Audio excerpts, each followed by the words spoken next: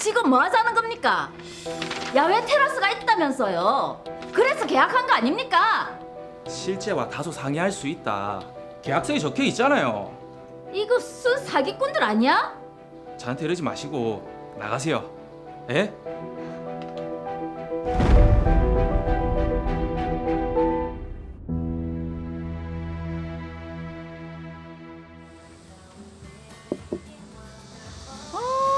좋다. 이내야, 이런 야외 테라스에다가 앞에는 바다가 있고 브런치 딱 즐기면 어떨 것 같노? 좋지. 근데 갑자기 그건 왜 물어보노? 내가 브런치 카페 한번 해볼까 했어. 브런치 카페? 몇 년 있으면 우리 거의 퇴직한다 아이가. 미리 노후 대비해야지. 장사가 쉬운 게 아닌데 자신 있나? 내가 구상하고 있는 그림이 머릿속에 다 있다. 요즘 젊은 사람들 카페나 이런 데서 감성샷 많이 찍잖아. 멋진 야외 테라스에다가 앞에는 바다가 딱 보이고 그림 딱 나온다 아이가. 그런 조건에 맞는 상가가 있겠나? 잘 구해봐야지.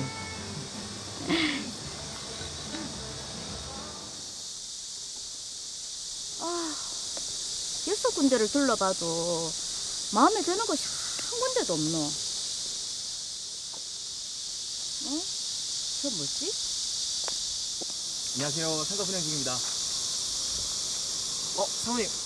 저희 상가 분양 중인데 한번 들러보시고 가세요. 위치가 어디죠? 저희 일강 쪽인데 바다랑 가까워서 바다뷰 상가도 있습니다. 그래요? 예. 고맙습니다. 예, 들어가세요.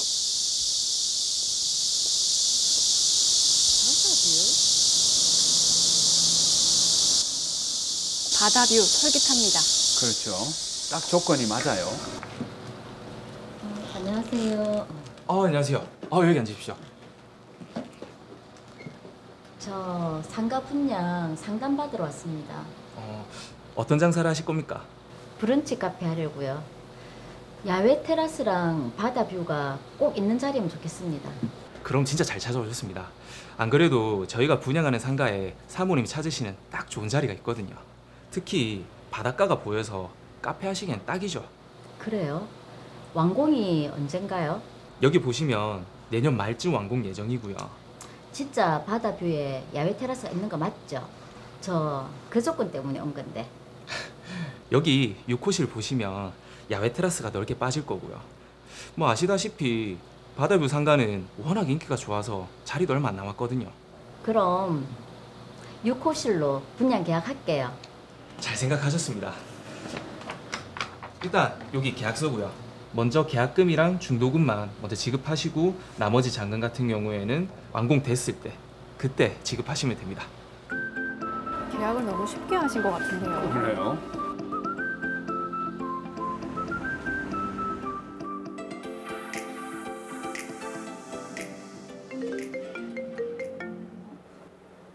그래 이내야, 가게 할 것은 알아봤나? 내가 딱 생각했던 조건의 상가 분양 받았다. 진짜 잘 됐다. 내년 말 완공이라니까 열심히 준비해야지. 근데 잘 알아본 거 맞지?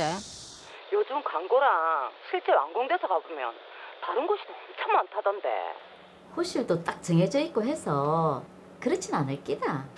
그래, 준비 잘하고 개업하면 내가 멋진 화분 하나 보내줄게. 그래, 고맙다.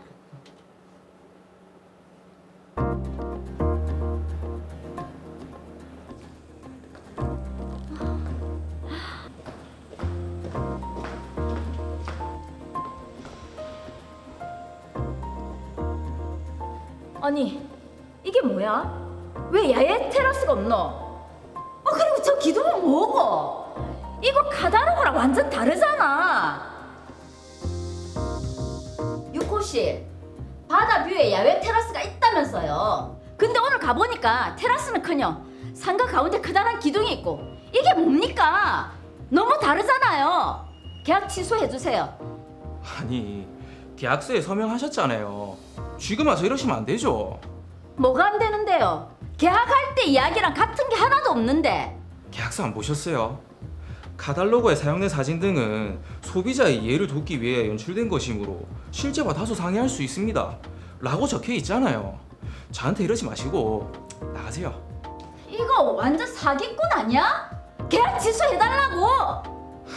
취소 못합니다. 예? 내도 계약 취소해달라고. 네. 예쁜 브런치 카페를 하고 싶은 최영애 씨의 꿈이 시작부터 난항입니다. 꿈꿔왔던 테라스는 고사하고요. 상가 가운데 기둥까지 이게 무슨 일입니까? 당황스럽습니다. 정말 황당한 그런 사건인데 일단 먼저 사건 정리부터 해보도록 하겠습니다. 최영애 씨는 브런치 카페를 차리기 위해 상가 분양을 알아보던 중 바다뷰의 대형 실외 테라스 활용이 가능하다는 분양 광고를 보고 상가 분양 계약을 하게 되는데요. 예. 홍보 전단지에 호실과 테라스 면적까지 구체적으로 기재되어 있었고 분양 사무실 직원이 적극적으로 홍보를 했습니다. 분양 계약에 따라 계약금과 중도금을 지급하고 나서 완공이 되었다는 소식을 듣고 상가 현장을 방문을 했는데 달라도 너무 달랐습니다. 상가 앞에는 소방도로와 소화전이 설치되어 있고 상가 안에는 커다란 기둥이 있었죠. 분양업체에 상가 분양 계약을 취소해 줄 것을 요청을 했지만 분양업체 측은 안 된다는 그런 입장입니다. 자, 처음 광고와는 너무 다른데 분양업체는 왜 취소를 안 해주는 거죠? 일단 분양업체 측에서는 계약서에 이런 내용이 있습니다. 카탈로그 등에 사용된 사진은 소비자의 이해를 돕기 위해 연출된 것으로 실제와 다소 상이할 수 있습니다. 이 문구 때문에 계약을 취소할 수 없다 이런 입장입니다. 글쎄요, 연출이라는 거는 기본 바탕에 어떤 꾸밈새가 더해져야 이게 연출인 것 같은데 그렇죠. 지금 상황은 기본 바탕 자체가 네. 완전히 지금 다른 상황이거든요. 좀 해결책을 찾아봐야 될 것 같습니다. 김태현 변호사님 이 사건 맡아주시죠.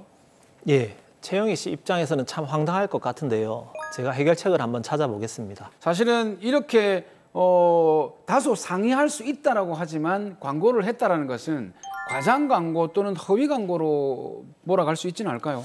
예, 광고의 내용과 실제 분양이 된 목적물의 차이에 따라 네. 충분히 가장 광고나 허위 광고가 될 수 있을 것 같습니다. 네. 그 가장 광고인지 허위 광고인지 여부는 사안에 따라 따져봐야 될 문제입니다. 네. 근데 하지만 뭐 당하는 입장에서는 이게 허위 광고다라고 느낄 것 같은데 그렇죠. 그러면 이게 허위 광고다 아니다 법적인 기준이 있을까요?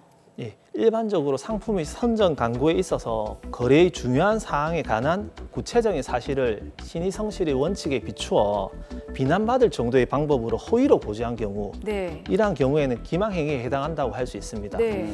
그러나 그 선정 광고에 있어서 다소 가장이나 허위가 있다고 하더라도 일반 상거래의 간행이나 신의 측에 비추어 허용될 수 있는 범위 내에 있다면 그러한 경우에는 가장 광고에 해당합니다.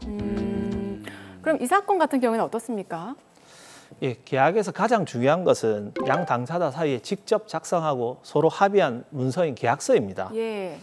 이 사건 분양 계약서에는 깨알 같은 글씨이지만 네네.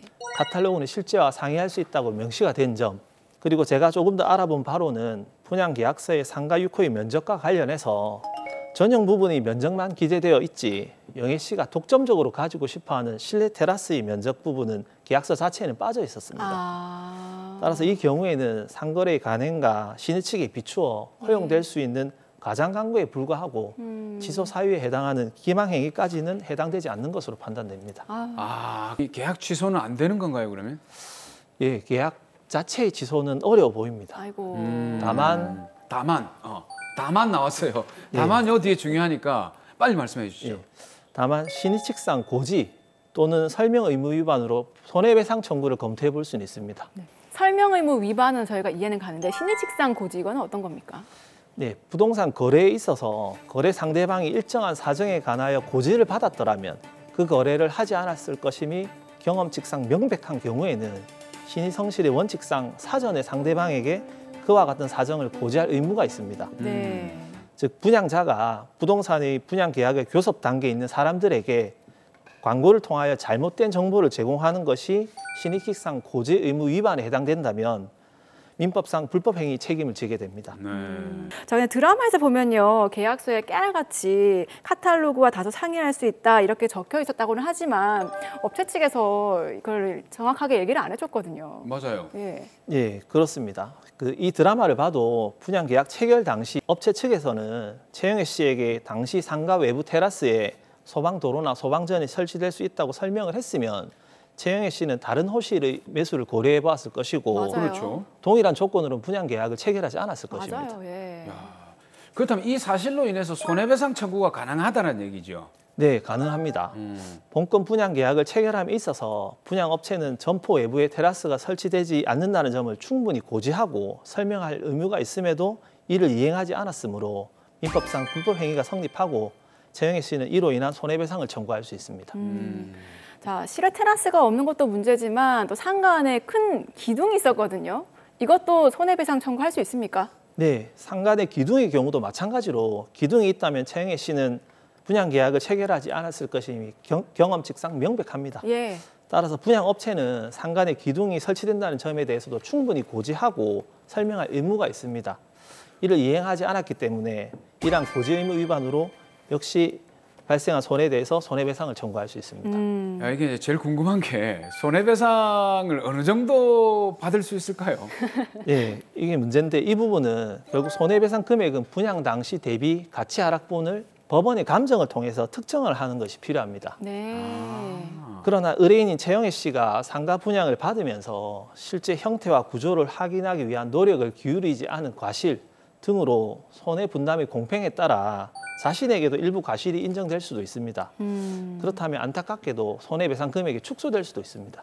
분양 당시 이 대비 가치 하락분 이게 어떤 겁니까? 말이 좀 어려워요. 분양 당시 대비 가치 하락분이란 이 사건 드라마와 비슷한 위치와 면적 그리고 이 사건처럼 기둥이 있는 경우가 아닌 기둥이 없는 경우 그리고 실내 테라스가 실제 있는 경우의 가치를 산정을 해서 그 가치와 이 드라마의 최영애 씨가 분양받은 가치를 비교를 해서 예. 그 차액을 가치 하락분이라고 합니다. 아, 그걸 이제 법원이 감정을 한다는 거죠? 예, 법원에서 지정한 감정인이 감정을 하게 됩니다. 예. 이게 그 잔금을 납부하고 안 하고가 그 손해배상 금액에 차이가 있습니까? 혹시? 잔금 지급 여부하고 손해배상 금액에는 차이가 없습니다. 예. 그러나 잔금을 치르지 않고 만약 계약의 취소를 다투는 경우 결국 법원의 판단을 통해서 계약이 취소되지 않게 된다면 결국 잔금 기일 이후 연체이자까지 다 지급해야 되는 위험 부담이 있습니다. 예. 자, 우선 일단 최영아 씨 같은 경우에는 계약 자체는 취소가 안 되지만 손해배상을 청구할 수 있다고 하니까 어떻게 보면 참 그나마 다행인 일인데 상가 분양받을 때 의뢰인 최영아 씨처럼 이런 경우 참 많은 것 같아요. 이런 피해를 보지 않기 위해서 어떤 점 주의를 하면 될까요? 선분양 후 시공 상가를 분양받을 때에는 카탈로그뿐만 아니라 상가의 상세한 측량이나 설계 도면 등도 꼭 확인하는 것이 필요합니다. 변호사님, 그거를 일반인이 쉽게 뭐 알아볼 수가 있습니까?